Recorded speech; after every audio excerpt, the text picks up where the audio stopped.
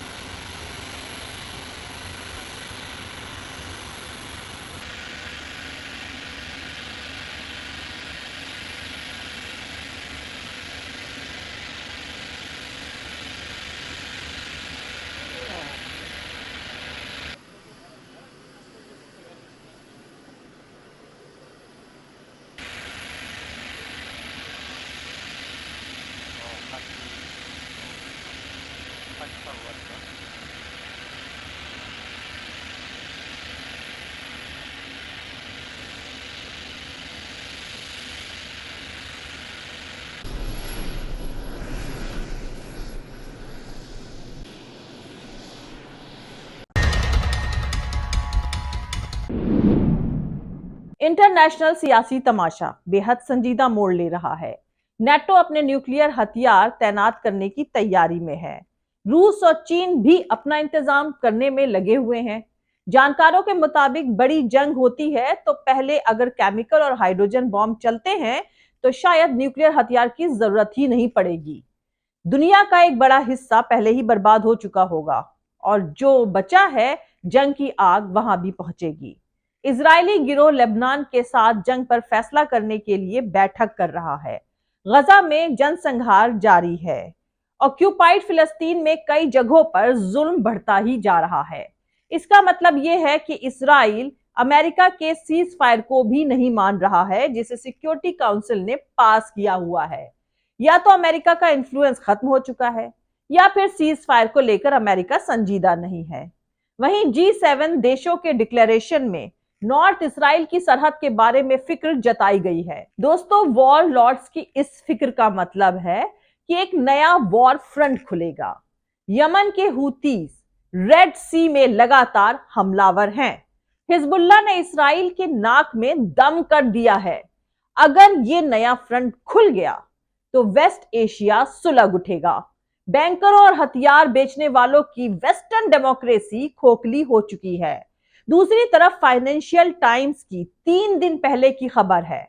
दरअसल financial times ने scoop छापा है कि अप्रैल 2023 में चीन के प्रेसिडेंट शी जिनपिंग ने यूरोपियन कमीशन की चीफ उर्सुला को बताया था कि अमेरिका उन्हें ताइवान पर हमले के लिए उकसा रहा है, पर वो इस झांसे में नहीं आएंगे।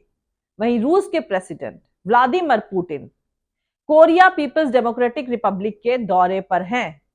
प्रेसिडेंट पुतिन और चेयरमैन किम ने तय किया है कि दोनों न्यूक्लियर पावर कंट्री ऐसे साझा रिश्ते स्टैब्लिश करेंगे जिस पर वेस्ट की बेईमान पाबंदियों का असर बिल्कुल ना हो। खैर, ये देखना दिलचस्प है कि वेस्टर्न मीडिया रूसी प्रेसिडेंट व्लादिमीर पुतिन की कोरिया पीपल्स डेमोक्रेटिक रिपब्लिक के इस दौरे को प्रोमिनेंट तरीके से रिपोर्ट कर रहा है, लेकिन साथ ही अपने प्रोपेगेंडे का भरपूर तड़का भी लगा रहा है। अब सबसे अहम खबर यह है कि सर्बिया की तैयारियों को देखकर लगता है कि बड़ी जंग तो अब होकर ही रहेगी। दोस्तों, सर्बिया के प्रेसिडेंट अलेक्जेंडर वुसिक ने 4-5 दिन पहले एक स्विस न्यूज़पेपर को दिए इंटरव्यू में काफी अहम बात कही है। उन्होंने कहा कि उनका देश इन दिनों अपने अनाज, तेल, शक्कर का भंडार जमा कर रहा है, क्योंकि सर्बिया को लगता है कि अगले 3-4 महीने में वर्ल्ड वॉर छिड़ जाएगी। अलेक्जेंडर वुसिक के रूसी राष्ट्रपति पुतिन से काफी अच्छे रिश्ते हैं। यूक्रेन के मामले में पुतिन नेटो को जंग की धमकी दे ही चुके हैं। अलेक्जेंडर वुसिक ने कहा है कि ट्रेन निकल चुकी है और उसे अब कोई नहीं रोक सकता। उधर दूसरी तरफ भारत के पापा इटली से फोटो और रील बाजी करके लौटे हैं। इटली की प्राइम मिनिस्टर जॉर्जिया मेलोनी के साथ उनकी तस्वीरें चर्चा में हैं। मोदी की तरह मेलोनी भी कॉन्स्टिट्यूशन बदलकर प्रेसिडेंट रूल लगाना चाहती हैं। वो इंटरनेशनल कातिल नेतन्याहू को पसंद करती हैं। मेलोनी भी राइट विंगर है। अगर नवंबर में जाड़े तक अलेक्जेंडर वुसिक की बात सच हुई तो एक भिखारी के हाथ थामे कटोरे में चांद का टुकड़ा देखने का ख्वाब पाले भारत किधर होगा। अमेरिका यूरोप के लिए लजीज ब्रेड के एक टुकड़े और पड़ोसी चीन के लिए मनचाऊ बॉल की तरह एक कमजोर गरीब देश जहां राष्ट्रवाद सिर्फ पाकिस्तान तक ही लिमिटेड है। एक फ्रॉड सत्ता, उसके फ्रॉड सपोर्टर और दुनिया भर में बेइज्जती करवा चुके, सियासत के जूते तले दम तोड़ चुकी डेमोक्रेसी जहां फौज का 100% पॉलिटिसाइजेशन हो चुका है। दोस्तों, अलेक्जेंडर वुसिक कहते हैं, दुनिया में हर कोई जंग चाहता है, लेकिन रूस और चीन की मिलीजुली ताकत के आगे हार का डर सबको है। यही भारत के पापा की चलने लगती है। फोन घुमाते हैं, तू तड़ाक करते हैं और जाहिल भक्त मान लेते हैं कि पापा जंग रुकवा लेंगे। खैर, आटा, दाल, शक्कर और तेल के भंडार की अपने यहां कोई फिक्र नहीं, मंगवा लेने वाला मिजाज कायम है। गुलामी एक खास लोगों के नसों में दौड़ती है, फिर चाहे वो किसी की भी हो। दूसरी तरफ स्विट्जरलैंड में रूस यूक्रेन जंग रोकने के लिए कुछ दिन पहले एक इवेंट हुआ था जिसमें 92 मुल्कों ने हिस्सा लिया था।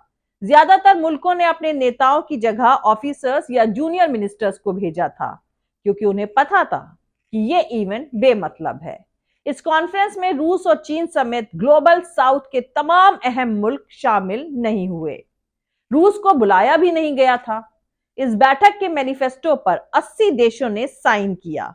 जिन देशों ने दस्तखत नहीं करे उसमें भारत, ब्राजील, साउथ अफ्रीका शामिल है, यानी जो ब्रिक्स प्लस के मेंबर हैं, उन्होंने दस्तखत नहीं किए।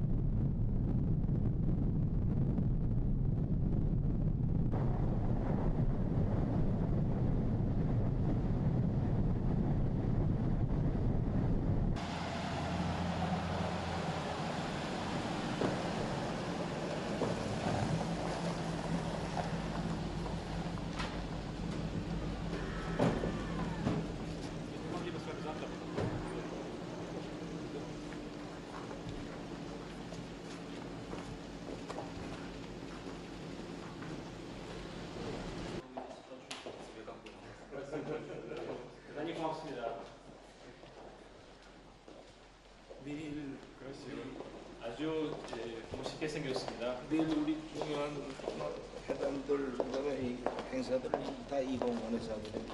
Завтра у нас главные мероприятия также переговоры будут проходить именно здесь, в Резиденции. 어디 사통 다닐 필요 없다고. Никуда не может выйти, но все же я думаю, что это ваше помещение, ваше Да, пространство. не 고맙습니다. 내일 뵙겠습니다. большое за гостеприимство и за то, 네, что вы 네, 오늘 время 특별한 уделили. 시간을 내주셔서 환대해 주신 데 대해서 대단히 감사를 드리는 바입니다.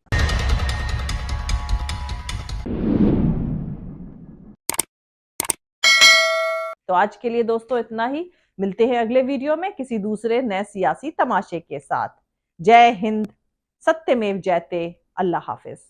दोस्तों हमारा पूरा वीडियो और दूसरे और वीडियोस देखने के लिए हमारा YouTube channel political Tamasha with doctor Arshi को सब्सक्राइब करके वहां पे लगी बेल आइकॉन को जरूर दबा दें, ताकि आपको हमारे आने वाले हर वीडियो की अपडेट्स एकदम टाइम पर मिलती रहे।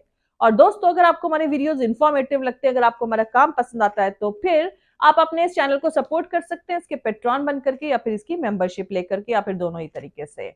और दोनों का ही लिंक मैंने अलग अलग इसी वीडियो के डिस्क्रिप्शन में डाल दिया है। और आप हमें फॉलो भी कर सकते हैं हमारे ट्विटर, इंस्टाग्राम और फेसबुक पेज पर। मेरा ट्विटर हैंडल है @arshi aziz khan। Thank you, मिलते हैं अगले वीडियो में।